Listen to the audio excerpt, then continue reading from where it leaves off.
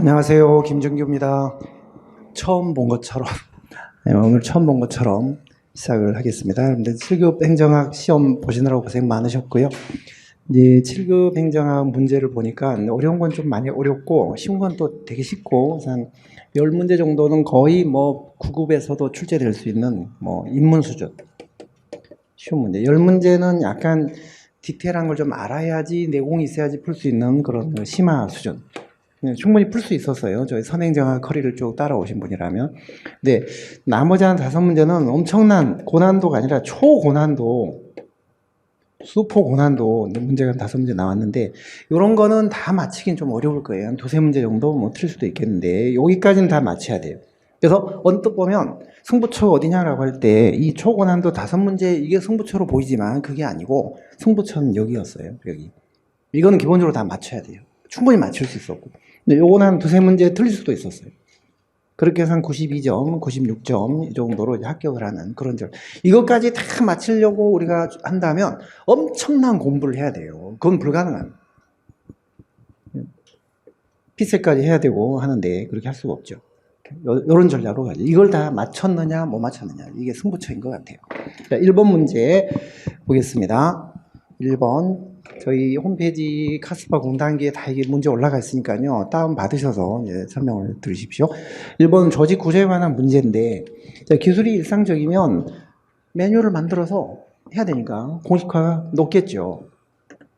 자, 그 다음에 이건 당연한 얘기고요. 이런 질문 아주 쉬웠죠. 불확실한 환경에서는 유기적 구조. 얘가 틀렸다. 조직의 구조라는 거는 여러 부서 간의 결합의 형태인데 뭘 기준으로 결합을 할 거냐. 기능별로 할 거냐, 사업별로 할 거냐, 이런 형태고. 그다음에 구성원들 간의 상호작용도 중요해요. 이게 분업, 개인별로 다 나눠서 서로 협력을 하지 않고 분업체제로 할 거냐, 아니면 팀워크를 만들어서 협업체제로 할 거냐, 이런 것들을 감안해서 구조가 결정되는 거예요. 부문 간 결합의 형태와 구성원들의 상호작용, 이런 것을 고려해서 구조, 골격이 결정이 되는 겁니다. 그래서 답이 4번이고요. 2번 동기론인데요. 옳지 않는 게 있거든요. 이것도 어려운 문제가 아니었죠.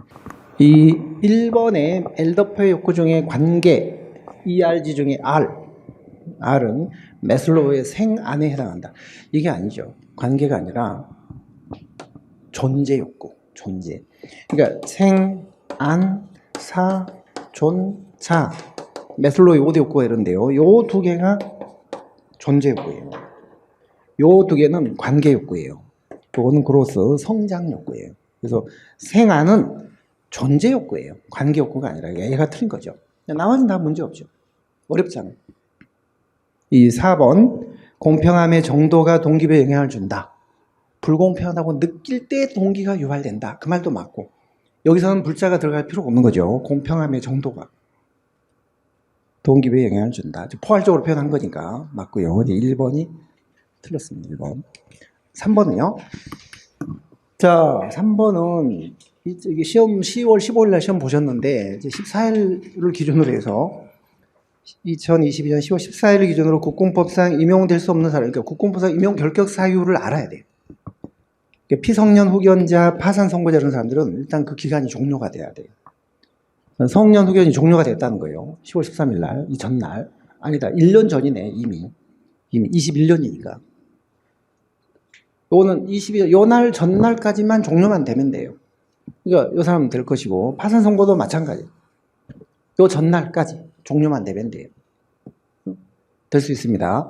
그 다음에 파면받은 사람은 5년 지나야 되죠, 5년. 그러면 2019년에 파면됐으면, 2024년 10월 13일까지는 안 되는 거예요.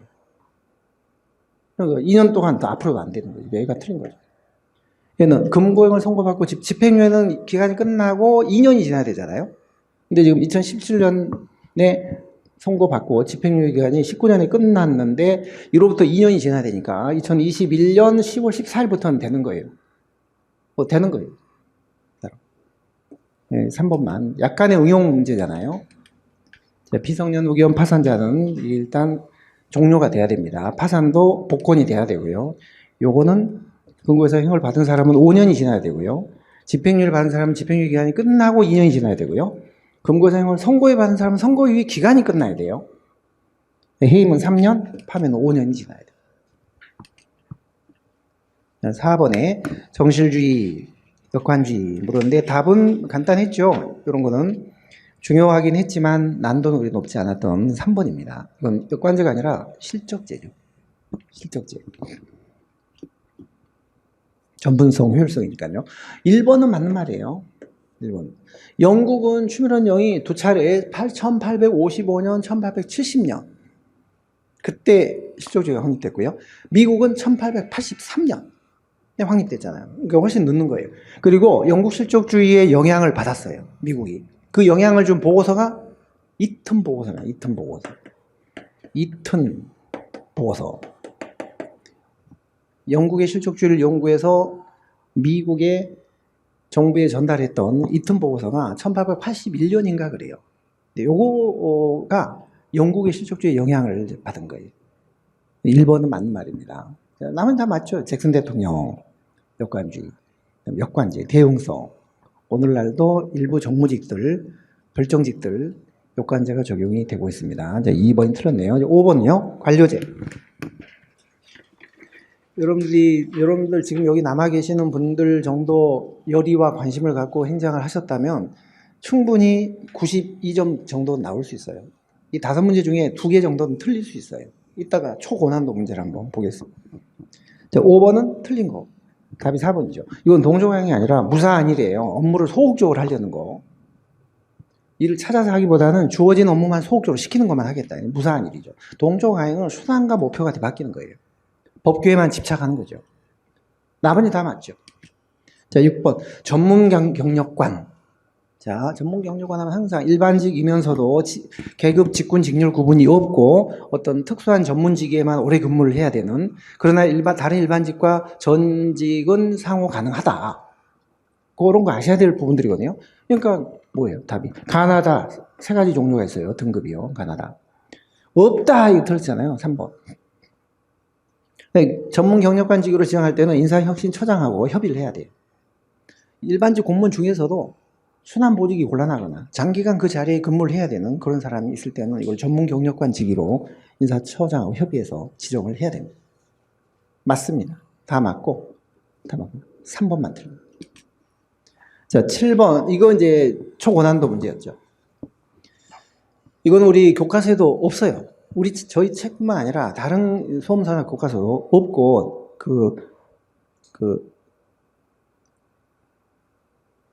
어떤 문헌에도 없어요. 없는 건데, 그 논문에서 이제 발견을 했네요. 논문. 조직학 논문.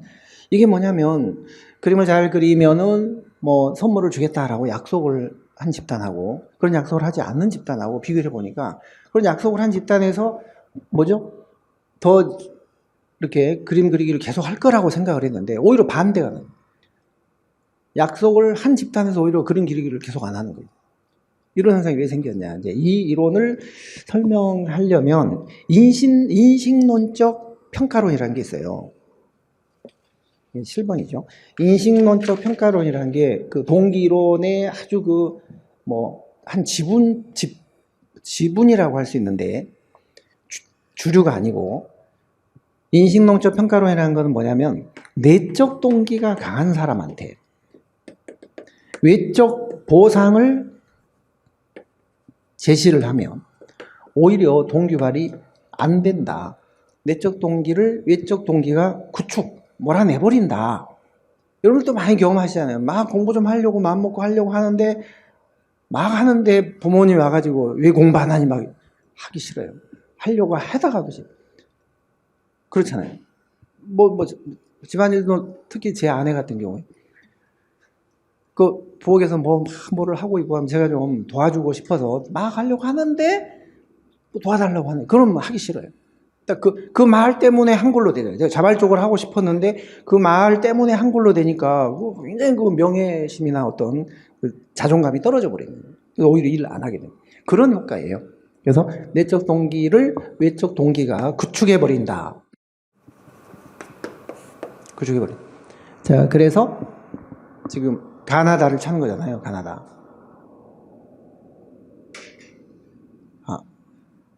잘 안 보이네요.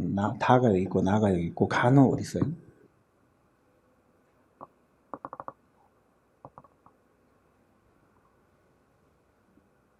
가동기가. 네. 가동기가 나동기를 말은 외적 보상이 외적 동기가 내적 동기를 밀어내버리는 구축 효과가 있다는 제시했습니다. 그때 그 나에 해당하는 내적 동기에 해당하는 게 일에 대한 즐거움. 즐겁게 그리려고 했는데 그걸 잃어버린다는 거죠. 어려운 문제 아무것도 아닌데 내적 동기가 강한 사람들한테 적용되는 이론이에요. 인식론적 평가론이라는 게 논문에 있는 이론. 그러나 그럼 한 번도 못 들은 우리의 입장에서는 되게 어렵게 느꼈겠죠. 이게 뭐야? 엉뚱한 다른 이론을 막 대입하기도 하고 했을 것 같아요. 답이 4번. 중요하진 않고요. 8번 문제. 정치평가 설계인데요. 기억은 단절적 시결 설계가 키포인트거든요. 비교 집단 없이 하나의 집단에 대해서 시결 분석을 여러 번 해서 단절이 얼마나 생겼냐, 정책을 실시하기 전과 후에 단절의 크기를 비교하는 이게 준실험 방법이에요. 준실험 방법. 맞습니다. 자, 그 다음에 니은 어때요? 자, 내적 역사적인 요인은 그렇죠. 실험이 진행되는 기간 중에 발생한 외부의 어떤 사건이 영향을 주는 거니까 실험 기간이 길면 길수록 성장 효과도 마찬가지예요. 길면 길수록 크게 나타나요. 뭔가 개입될 소지가 큰 거죠. 근데 거기까지는 맞는 말이에요. 여기까지. 자, 그런데 순전히 시간의 경과 때문에 자연적인 성장이 이루어지는 그런 효과하고 혼재돼서 나타나는 경우는 아니, 그거랑 관계없어요. 이거는 뒤에 거는 성장 효과예요. 성숙, 위에 거는 사건, 직접 관계가 없어요. 얘가 틀린 말. 자, 그 다음에 디귿. 이거 저희가 엊그저께 7급 그 특강 때 압축 그 교재 가지고 특강을 했거든요. 그거 하면서 신경향 문제를 제가 많이 소개를 해드리고 했는데, 그거 여러분들은 못 들으셨겠지만, 거기서 이거 되게 어려운 질문이에요. 디귿. 실험을 할 수 없을 때. 그러니까 준실험이나 진실험 같은 걸 할 수가 없을 때, 통계적 기법을 이용해서 인과관계를 추론하는 그런 방법을 통계적 비실험이라고 하잖아요. 통계적 비실험. 주로 회귀 분석이나 경로 분석이나 인과관계가 발생한 경로를 분석한 거예요. 여기서 인과관계라고 하니까 이게 무슨 실험처럼 보이잖아요. 실험처럼. 아니에요. 인과 경로 분석이라는 게 있어요. 인과 경로 뭐예요? 이것도 비실험. 비실험의 한 종류예요. 압축 갖고 계신다면 압축이 2장 실험에서 작년하고는 교재가 페이지가 좀 다르긴 할 건데요. 금년도 요 23년도 기준인데요. 23년도 154쪽을 보시면 비실험의 종류에 통계적 비실험이라는 게 있어요. 있죠. 여기. 대표적 비실험 밑에 통계적 비실험. 여기 보시면은 비실험적 통계적 방법이라고 되어 있고 또 인과 경로 분석이라는 말도 있어요. 그런 거 다 비실험이에요. 비실험. 그러니까 디귿도 맞는지 뭐. 니은만 틀리고. 그래서 답이 2번이었습니다. 9번 문제 볼게요. 이것도 처음 나온 신경향 문제인데요. 이것도 조금 어려웠을 거예요. 틀릴 수도 있어요. 문제는. 자, 그런데 정비 지출에 보면 의무 지출이 있고 재량 지출. 의무 지출은 반드시 법령에 지출하라고 규정이 되어 있거나 뭐 국제 조약이나 이런 데서 부담을 해야 되는, 그러니까 의무적으로 지출을 할 수밖에 없는 게 의무 지출이고, 재량 지출은 지출해도 되고 안 해도 되는 그런 지출이에요. 근데 경직성이 강하다 그래서 경직성 경비가 이게 의무 지출은 아니에요. 의무적으로 해야 되는 지출하고 경직성 경비는 다른 거예요. 자, 의무 지출은 법령상 반드시 지출해야 되는 거고, 재량 지출은 그렇지 않아도 되는 지출인데, 재량 지출 중에 경직성이 좀 강한 지출이 있고 약한 지출이 있어요. 인건비 같은 게 재량 지출인데 경직성이 좀 강할 뿐이에요. 의무적으로 지출해야 되는 건 아니에요. 물론 공무원 봉급 안 주면 안 되니까 언뜻 보면 이게 의무 지출로 보이지만 경직성이 강한 재량 지출이에요. 의무 지출은 법령상, 조약상, 법령, 조약상 반드시 이건 지출을 해야 되는, 그게 강제가 되어 있는 그런 지출을 말해요. 자, 그런 게 어떤 거? 지방교부세법, 지방교부세법에 요거 조약상 분담금, 평화유지활동 분담금 내야 됩니다. 우리 지금 내고 있거든요. 그다음에 운영비, 경직성은 강하지만 이거는 법에 이거 지출해라 이게 규정된 건 없어요. 재량지출. 요거는 교부금 일종이잖아요. 지방교부세 일종이니까 이것도 법에 규정이 돼 있어요. 국채에 대한 이자 지출, 이거는 안 할 수가 없어요. 이자 지출. 법정 이자잖아요. 법정 이자. 이거 지출해야 돼요. 그래서 디귿만 빼고 기역, 니은, 리을, 답이 3번이에요. 아, 포함되는 거 고르는 거니까 기역, 니은, 리을, 미음. 기역, 니은, 리을, 미음. 답이 3번이죠. 자, 10번 문제 보겠습니다. 예산제도. 이건 답이, 자, 여기 의무지출, 재량지출. 의무지출은 법률이나 죄악의 지출 의무가 결정된 법정 지출이나 이자 지출을 말해요. 이건 N은 요거가 아닌 지출을 말해요. 정부의 재량에 의해서 지출하는. 이건 법령에서 결정돼요. 이거 국회가 심의해서 결정되는 거예요. 따라서 이걸 변경할 때는 법을 바꿔야 돼요. 법령을. 근데 이거는 심의 과정에서 좀 수정될 수도 있어요. 교부금, 세무상환, 법정 부담금, 이자 지출 이런 거. 요거는 그냥 정부의 어떤 사업비나, 다만 인건비나 이런 거는 재량 지출이긴 한데 경직성이 좀 강할 뿐이에요. 의무 지출은 아니에요. 예산이 부족하면 이런 거는 반드시 예비비나 추경예산을 편성해서라도 지출해 줘야 돼요. 이거는 안 할 수도 있어요. 10번 문제는 답이 3번이죠. 성과주의. 산출 이후에 최종 성과에 관심을 갖는다. 우리가 투입, 산출, 최종 성과 이렇게 볼 때 50년대 성과주의는 이쪽에 관심이고 90년대 신성과주의는 이쪽이잖아요. 근데 지금 그냥 성과주의라고 했으니 이거는 90년대 신성과주의를 의미하는 건 아니잖아요. 근데 지금 이거는 90년대 성과주의를 지금 설명을 하고 있어요. 재량을 주면서도 성과에 대해서 책임까지 묻는다. 50년대 성과주의는 이런 정도는 아니었죠. 자율과 성과와 책임이 조화되는 그런 성과주의는 신성과주의예요. 근데 지금 이 내용은 50년대 연방정부 이렇게 얘기를 했으니까 틀린 거죠. 나머지 다 맞죠. 연기전, 계획예산, 품목별 예산. 자, 11번 쉬웠죠. 이런 문제입니다. 9급 수준의 문제. 답이 4번이죠. 4번은 이론론, 정치적 이론론. 지금 물으면 이원론인데. 자, 12번요. 정부 실패 원인. 이것도 어렵지 않았죠. 옳지 않는 거. X의 비효율은 경쟁 체제가 아니기 때문에 생기는 비효율입니다. 권력의 편제를 통한 소득 분배 불공평, 그거는 권력의 편제죠. 권력의 편제로 인한 소득 분배 불공평. X의 비효율은 경쟁 체제가 아니기 때문에 생기는 비효율입니다. 자, 3번 지대추구. 정부 개입했다. 정부가 규제를 함으로써 발생하는 어떤 그 독점적인 이득, 반사적 이득, 독점적 이득, 지대를 추구하기 위해서 로비를 하고 쓸데없이 자원을 낭비하는 활동. 이게 지대추구. 이것 때문에 정부 실패가 생긴다는 거죠. 파생적 외비 효과. 의도치 않은 부작용. 내부성. 공익보다는 사익을 앞세우는 거. 1번만 틀렸네요. 자, 정부 실패. 13번. 프랭클린과 리플리의 정책 유형은 분경보제였죠. 분경보제. 분배정책, 경쟁적 규제, 보조 규제, 재분배. 네, 경쟁적 규제하고 보조 규제를 바꾸는 게 가끔 그런 패턴이 있었잖아요. 지금 이게 그 문제예요. 그런 스타일. 1번. 너희들만 해라. 라고 경쟁을 제한하면서 규제를 하는 거예요. 특혜주고 규제하는 거예요. 항공노선 취향인가라든지 그런 거죠.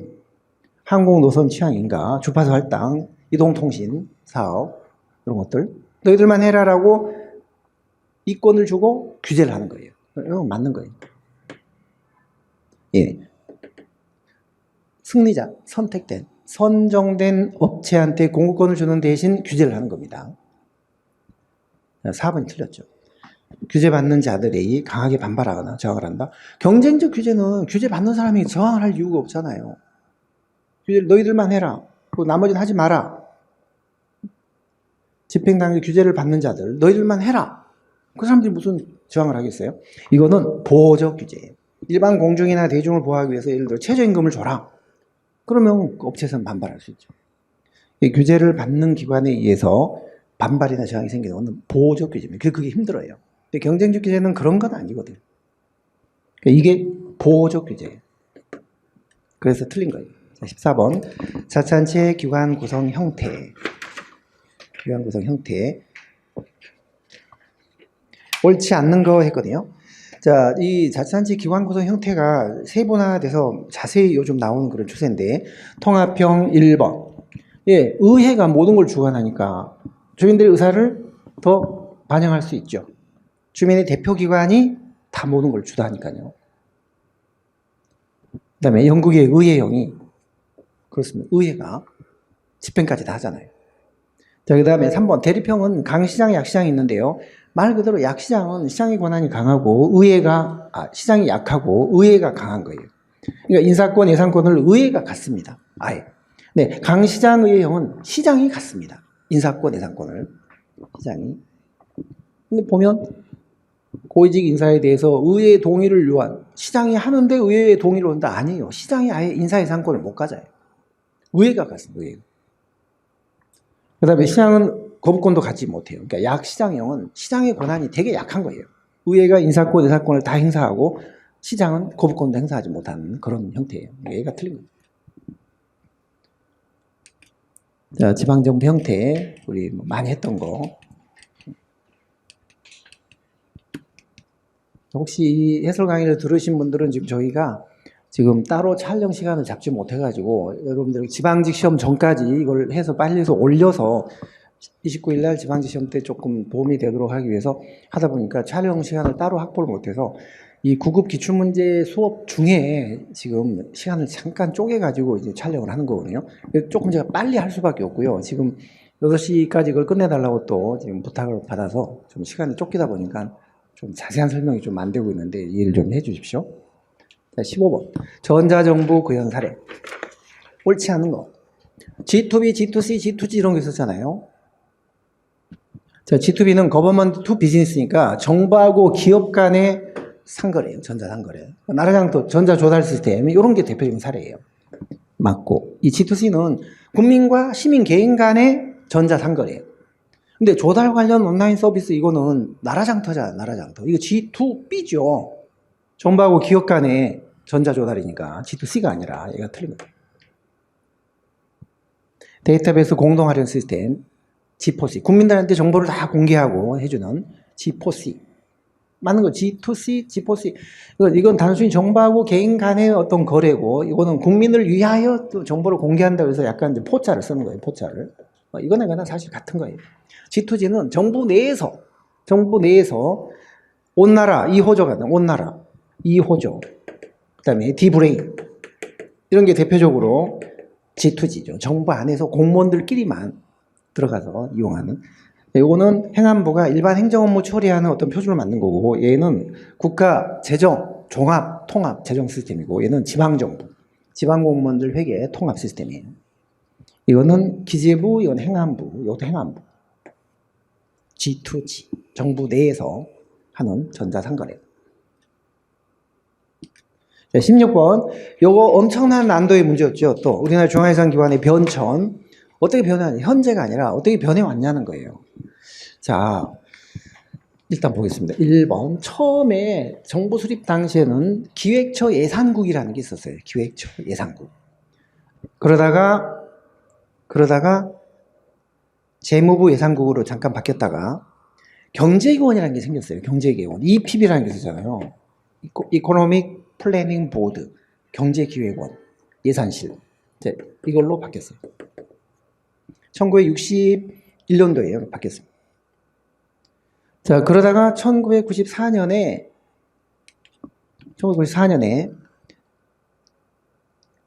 3번 YS 김영삼 정부 때 재정경제원으로 통합했어요. 경제기획원을 재무부하고 합쳐서 재정경제원 이렇게 해서 여기서 예산했고 여기서 국고수지 업무를 했는데 이걸 합쳐가지고 예산, 국고기능을 합쳐서 통합했어요. 자, 그러다 99년도에 DJ죠. 99년도 DJ 출범하고 1년 뒤 98년도에 출범하던 해 그 중앙 DJ 여러분들 DJ 때 아시는 게 기획예산처가 있었고 그 전에 기획예산위원회라는 게 있었거든요. 그러니까 중앙인사위원회가 있었듯이 인사기구도 합의제 기관을 가졌고 예산기구도 합의제 예산기구를 처음 우리나라 유일하게 만들었던 게 DJ예요. 기획예산위원회를 만들었다가 그 이듬해 기획처로 이걸 바뀌었어요. 기획예산처로. 이게 1998년이에요. 기획예산위원회가. 여기는 지금 그 문제 없지만. 자, 그러다가 그 밑에 2008년 이명박 때 들어와서 기획예산처하고 재정경제부를 통합을 해서 지금의 기재부가 된 거예요. 기획예산처에서 기획을 따고 재정경제부에서 재정을 따고 해서 기획재정부, 그래서 기재부가 지금 된 거예요. 네, 문제가 풀릴 정도로만 살짝 아시면 되고요. 자, 그래서 일단 1번은 기획처 예산국이니까 맞고 61년도에 경제기획원이 신설이 됐는데 경제기획원 예산실에서 예산을 담당하고 재무부는 국고수지 출납을 담당했어요. 국고수지, 지출하고 수납하고 뭐 이런 거는 재무부가 담당해요. 이게 바뀌었어요. 요 기능을 재무부가 했고 예산 기능을 경제기획원 예산실이 한 거예요. 경제기획원 예산실. 제가 수업 때 옛날에 그 면접시험 볼 때 우리나라 준예산을 몇 번이나 편성했습니까? 한 번도 편성한 적이 없습니다. 그렇게 해야 되는데 몇 번 편성한 적이 있는 걸로 압니다. 잘못 얘기를 했다가 밤새 고민하다가 그 선배한테 물어봤는데 그때 제가 그 얘기를 했어요. 경제기획원에 근무하는 선배한테 물어봤다. 경제기획원. 그때는 경제기획원의 예산실이라는 게 있었습니다. 그게 중앙예산기관이었어요. 자, Y때 94년도에 통합해서 재정경제 이건 맞습니다. 그다음에 현재는 기재부 예산실 맞습니다. 현재는 그러니까 4번은 다 아실 텐데 이제 1번하고 2번, 3번을 이제 팩트를 모르실 경우에는 좀 헷갈릴 수 있었겠죠. 근데 경제기획원 예산실 제가 그 면접 보던 그 일화를 말씀드리면서 경제기획원 예산실 얘기를 했기 때문에 심화까지 혹시 재밌게 들은 분들은 기억하실 수도 있었을 거예요. 얘가 예산을 하고 재무부가 국고수지기관인데 이렇게 바꿨을까? 기획처 예산국 달달 안 외우셔도 돼요. 이런 거 모르셔도 돼요. 요거 살짝 아시고요. 요거 아시고 경제기획원 예산실. 오랜 기간 거의 한 3년을 이런 형태로 갔습니다. 그러다가 94년도에 재정경제원 예산실로 바뀌게 됩니다. 재정경제원. 경제기획원과 재무부를 통합을 했어요. 그리고 DJ 때는 위원회, 중앙인사기관도 중앙예산기관도 위원회, 합의제 형태를 만들었다는 그게 좀 특이한 거니까 꼭 아셔야 되고 기획예산위원회, DJ 때. 그의 기획예산처가 이제 됩니다. 그리고 이명박 때, 지금의 기재부 예산실.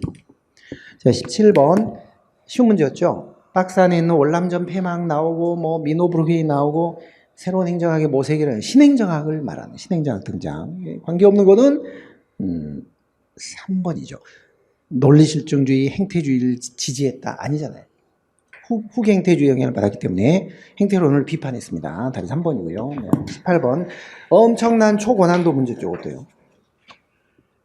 국어에서는 아마 안 나올 것이고요. 이제 7급인데 옳은 건 했습니다. 일단 정책에 영향을 미친 요인이 뭐냐? 경제적인 요인이냐 정책적인 요인이냐 이런 논쟁이 있었잖아요. 사회 경제적인 요인의 중요성 과소평. 사회 경제적인 요인을 주장했던 사람들이 판정성을 했어요.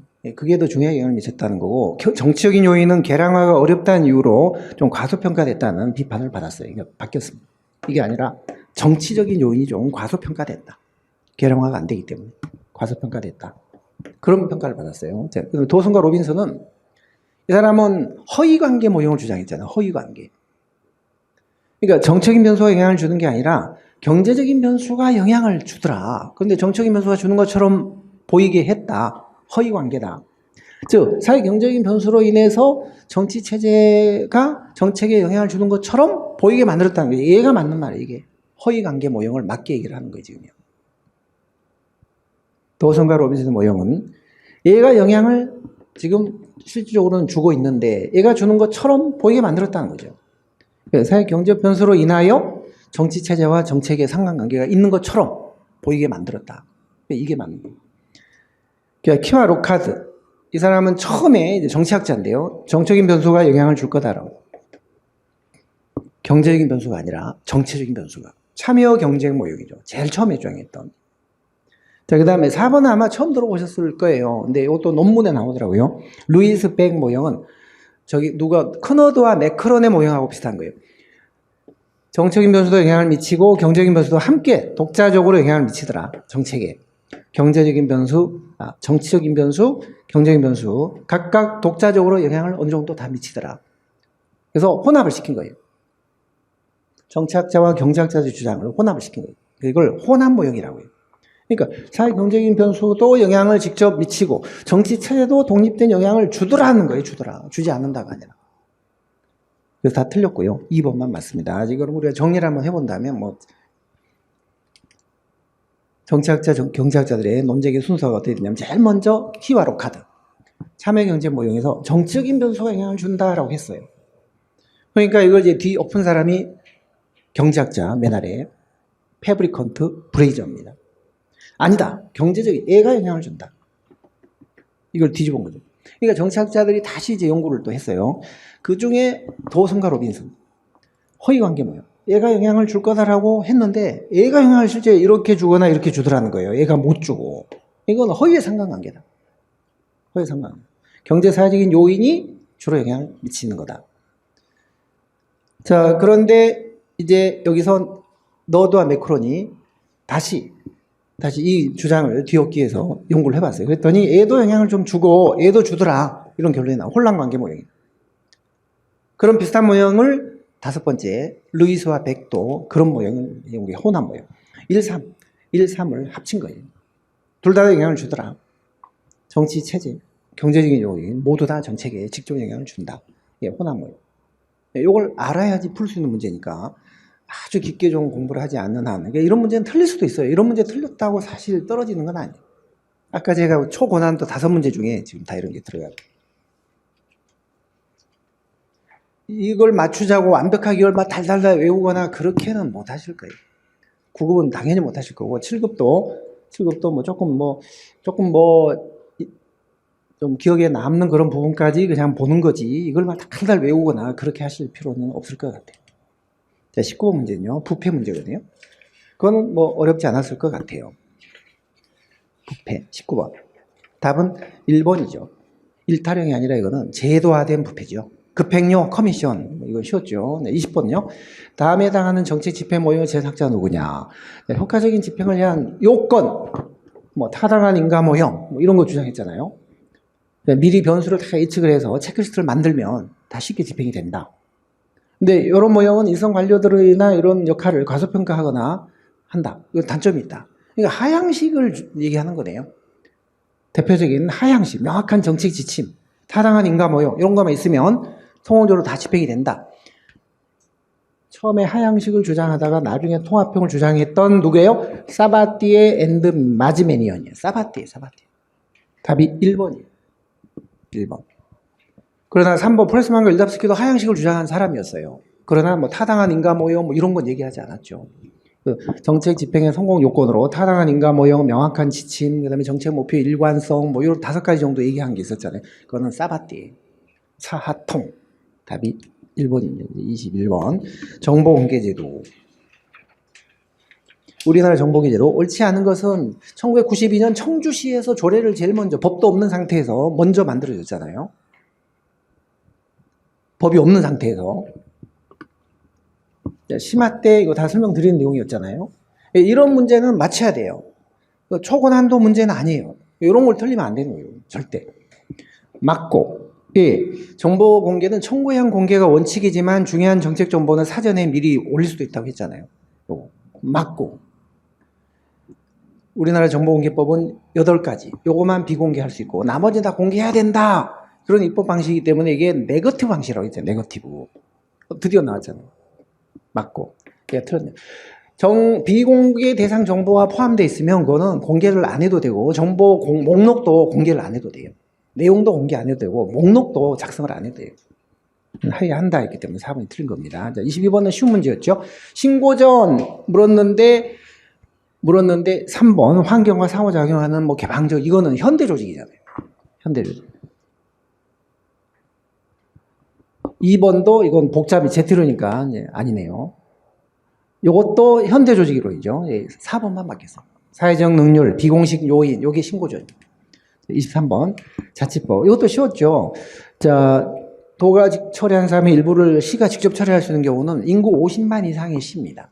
인구 50만의 시의 경우에 행정구를 설치할 수 있고, 그다음에 도가 처리한 사물을 일부 시가 직접 처리할 수도 있다. 50만, 30만 이상의 시에는 어떤 특례도 없어요. 특례가 있는 특례시는 50만하고 100만이에요. 50만.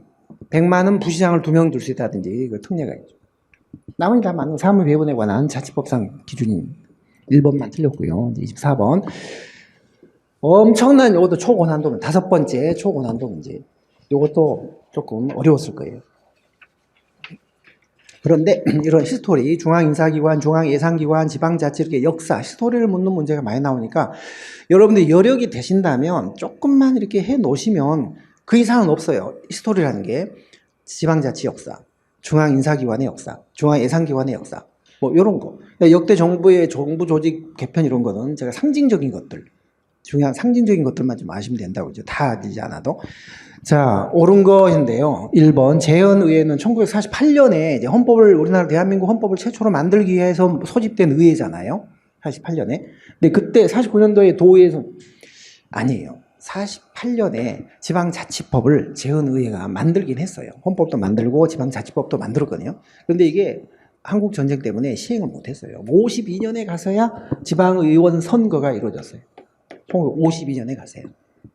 요건 제가 설명을 드렸습니다. 심화 수업 때 틀렸고. 그 다음에 91년 이때가 노태우 때입니다. 요것도 제가 설명을 드렸어요. 노태우 때. 의원 선거하고 92년 1년 뒤에 단체장을 선출한다라고 해놓고 두 번째 건 약속을 못 지켰어요. 91년 의회 선거만 약속을 지켰어요. 92년도에 못하고 95년 YS에 가서 단체장이 선출됐어요. 그러니까 이건 맞는 말이에요. 91년에 의원 선출하고 92년에 단체장을 선출하겠다라고 약속을 해놓고 얘는 지키지 못했던 거예요. 92년에 가서 단체장 의원 동시선거, 그게 YS 때입니다. YS. 동시선거가 이루어지고. 그 다음에 3번은요. 95년도에 시도육감 선거가 실시됐다. 그 전에는 임명제였다가 이게 시도지사 직선제가 된 게 얼마 안 돼요. 이게 얼마 안 돼요. 노무현 때였어요. 2006년이에요. 2006년. 노무현 때 시도교육감 직선제가 도입됐어요. 해설 정리표에 다 들어있으니까요. 나중에 참고하시면 돼요. 표만 보시면. 그 다음에 4번요. 60년 선거에서는 시도지사 선거는 됐지만 시읍면자치는 실시했다. 우리가 시읍면자치로 처음 시작했거든요. 그러다가 시군자치로 바뀐 게 61년이에요. 5.16 때. 지방의회 해산하고 이렇게 하면서 앞으로 만약에 지방자치를 한다면 군까지만 하겠다. 읍면은 안 하겠다. 해서 시읍면자치가 시군자치로 바뀐 게 1961년이에요. 1961년. 그러니까 60년 선거 때는 읍면장 선거도 실시를 한 거지요. 61년도부터 안 하게 됐으니까 시군자치로 바뀌었으니까 60년 지방선거 때는 읍장, 면장 선거를 했던 거예요. 얘도 틀렸어요. 그래서 2번만 맞습니다. 어렵죠. 근데 그 몇 개 안 되니까 시도를 조금만 하시면 돼요. 조금만. 자, 요거 한번 정리 한번 해볼게요. 우리 구급도 이게 처음에는 시읍면자치였어요. 1949년 자치법이 처음 만들어질 때 시읍면자치였어요. 근데 이게 52년에 가서야 의회가 구성이 됐어요. 단체장은 직선제가 아니었어요. 그러다 이제 20 때, 요건 큰 의미가 없고요. 30, 5.16 때 이때 시군자치로 바뀌었어요, 이게. 시군자치로. 61년이에요, 61년. 그리고 지방선거 중단. 법만 그렇게 바꿔놓고, 의회 해산하고, 단체장은 정부가 임명한다, 이렇게 해서 지방선거제가 중단됐어요. 노태우 때 91년까지 의회 구성하고 92년까지 단체장 선출한다라고 해놓고 뒤쪽은 지키지 못한 거예요. YS 때 지켰어요. 단체장 선출이. 그때가 이제 동시선거. 95년이죠. 동시선거. 1995년 동시선거제가 이제 도입이 됐다. 그 다음에 노무현 때 시도교육감 최초 직선이 2006년도에 있었어요. 노무현 때. 지금 이 연두색으로 되는 것들만 좀 기억하시면 되고 사진을 좀 찍어 놓으셔도 좋을 것 같아요. 아니면 거기 표시가 돼 있지요, 지금. 그리고 문재인 때 들어와서 이제 중앙행정권한 지방일괄이양법 한 400여 개 사무를 한꺼번에 지방으로 다 이양을 하는 법을 21년도에 했고요. 근데 금년 1월 달엔 지방자치법이 32년 만에 전면 개정이 됐고요. 그런 변화가 있었고 이런 정도만 아시면은 뭐 웬만큼 풀 수 있어요. 조금만 더 공을 들이면은 네, 초고난도 문제도 대처할 수가 있을 것 같아요. 자, 25번. 그렇게 어렵지 않아. 약간 그래도 좀 어려웠겠네요. 이게, 조금 난도가 있었네, 이 문제도요. 우리가 정책 수능을 확보하는 수단이 도덕적 설득하고, 그 다음에 유인과 보상, 그 다음에 강압과 처벌이거든요. 이걸 제일 먼저 써야 되고, 그 다음에 요거, 그 다음에 요거. 네, 세 가지 방법. 어떤 정책을 집행하더라도 어떤 수능을 확보하기 위한 수단이 이 세 가지인데, 그거에 대한 장단점을 지금 물은 거예요. 자, 가는 뭐고, 이 세 개 중에 가는 뭐고, 나는 뭐고, 다는 뭐냐. 가는 집행관료가 크게 저항을 할 이유는 없습니다. 도덕적으로 설득을 하면 뭐 크게 저항할 이유는 없는데, 이제 만약 그 정책으로 피해를 보는 사람이 있다면 어떤 불응하기 위한 핑계를 찾으려고 하겠죠. 불응하기 위한, 도덕적으로는 맞다, 필요하다, 필요할 것 같은데, 우리는 좀 따르기가 힘들다, 뭐 피해가 온다든지 그런 핑계를 만들려고 하겠죠. 요건 도덕적 설득이에요. 자, 요거는요, 아까 비슷한 내적 보상을 외적 보상이 구축해버린다는 그런, 그러니까 자발적으로 수능하려는 사람들의 명예나 체면을 손상시킨다. 아니, 유인 안 줘도, 보상 안 줘도 난 따르려고 했는데 왜 이런 걸 줍니까? 그런 문제가 생길 수 있다. 이건 무조건 유인과 보상이겠죠.